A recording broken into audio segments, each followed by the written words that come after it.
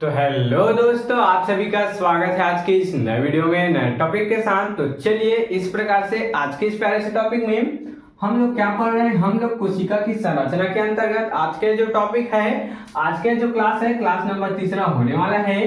क्योंकि कोशिका की संरचना के अंतर्गत हम लोग पहले और दूसरे क्लास में क्या क्या समझ चुके हैं। तो हम लोग पहले क्लास में जाने थे कि कोशिका की बाह्य झिल्ली अर्थात उसकी कोशिका झिल्ली और कोशिका भित्ति क्या होता है, इसको हम लोग पहले वाले क्लास में जान चुके हैं। उसके बाद वाले दूसरे वाले क्लास में कोशिका की संरचना वाले दूसरे क्लास में हम लोग जाने थे कि केंद्रक किसे कहते हैं तथा अंतःपरद्रवी जालिका क्या होती है, इसके बारे में जानकारी लिए थे। आज के इस वीडियो में हम लोग इसी अंतःपरद्रवी जालिका में उपस्थित जो राइबोसोम होते हैं, इस प्रकार से छोटे छोटे बिंदु दिखाई देते हैं, उसी को जानेंगे। इसी को क्या कहते हैं, राइबोसोम कहते हैं। इसको हम लोग पिछले वाले टॉपिक में अच्छे से क्लियर कर चुके हैं, केंद्रक और अंतःपरद्रवी जालिका को। अगर आप उसे नहीं देखे हैं तो पहले उसको देख लीजिए। तो उसी में जो राइबोसोम होता है उसको समझेंगे, और हम लोग माइटोकॉन्ड्रिया किसे कहते हैं इसको भी समझेंगे, जो कि कोशिका के अंदर ही कुछ इस प्रकार से उपस्थित होते हैं। अंतःपरद्रवी जालिका में जो होते हैं इसी को राइबोसोम कहते हैं, और यहाँ पर कोशिका के अंदर में उसके जो कोशिका द्रव्य है, यहाँ पर माइटोकॉन्ड्रिया उपस्थित होते हैं। तो चलिए बिना किसी समय गंवाए सबसे पहले राइबोसोम को समझने का प्रयास करते हैं। तो देख सकते हैं यहाँ पर पांचवा क्या है, राइबोसोम। छठवा हो गया माइटोकॉन्ड्रिया। पहला पढ़े थे कोशिका झिल्ली, दूसरा पढ़े थे कोशिका भित्ति, उसके बाद दूसरे वाले टॉपिक में पढ़े थे न्यूक्लियस अर्थात केंद्रक और अंतःपरद्रवी जालिका। फिर चौथा क्या पढ़ेंगे अब हम लोग, पांचवा क्या पढ़ेंगे, राइबोसोम, और छठवा माइटोकॉन्ड्रिया। तो सबसे पहले हम लोग राइबोसोम क्या होता है कोशिका के संरचना के अंदर, इसको देख लेते हैं।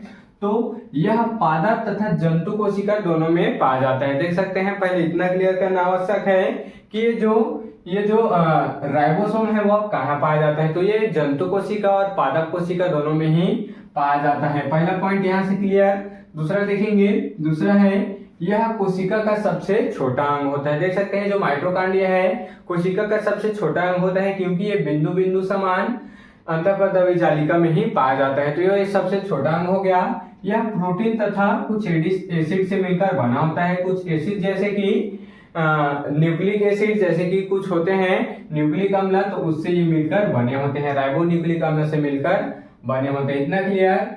आगे देखेंगे, इसे प्रोटीन की फैक्ट्री भी कहते हैं। ये जो राइबोसोम पाया जाता है इसको प्रोटीन का फैक्ट्री भी कहते हैं, क्योंकि ये प्रोटीन किससे मिलकर ही बना होता है। इसका मुख्य कार्य प्रोटीन का संश्लेषण करना है। देख सकते हैं, इतना क्लियर हुआ।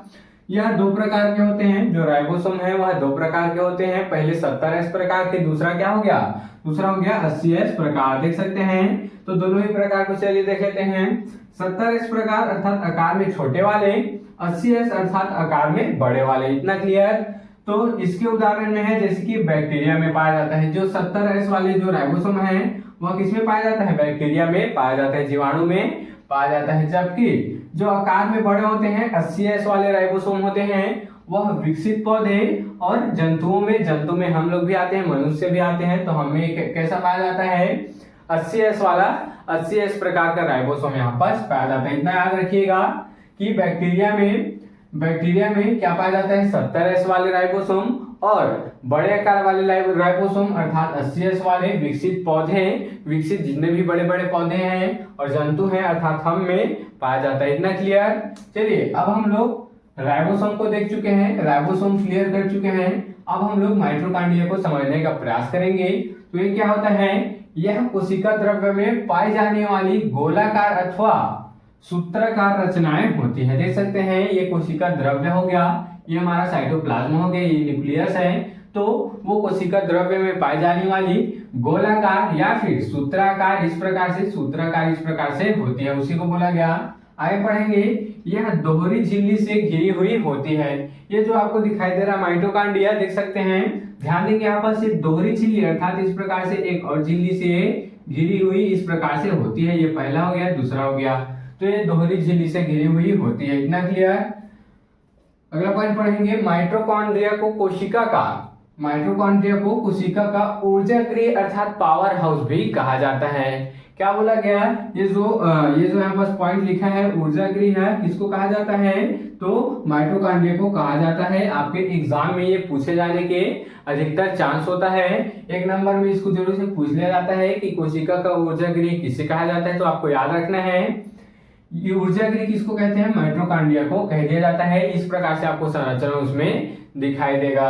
अब इसको पावर हाउस क्यों कहा जाता है, ऊर्जा गृह क्यों कहा जाता है, क्योंकि यह ऊर्जा उत्पन्न करते हैं। देख सकते हैं पूरे सेल को, पूरे कोशिका को, एक जितने कोशिका हो गए, इसको क्या करते हैं, इसको ऊर्जा प्रदान करने का कार्य किसका होता है, ये जो माइटोकॉन्ड्रिया आपको दिखाई दे रहा है इसी का होता है। इस कारण इसको कोशिका का ऊर्जा गृह या फिर इंग्लिश में बोले तो सेल का इसको पावर हाउस कहा जाता है। इतना क्लियर हुआ।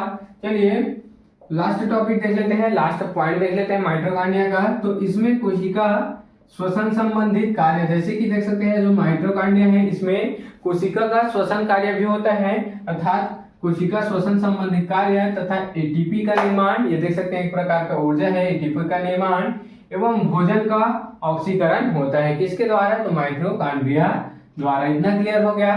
तो इस प्रकार से आज की इस प्यारे से टॉपिक में हम लोग तीसरे क्लास में इसके कुछ और भाग देख चुके हैं, राइबोसोम और माइटोकॉन्ड्रिया को समझ चुके हैं। अगले वाले क्लास में हम लोग इसके और जितने भाग हैं उसको क्लियर करने का प्रयास करेंगे। तो आप इसके स्क्रीनशॉट यहाँ पर ले सकते हैं।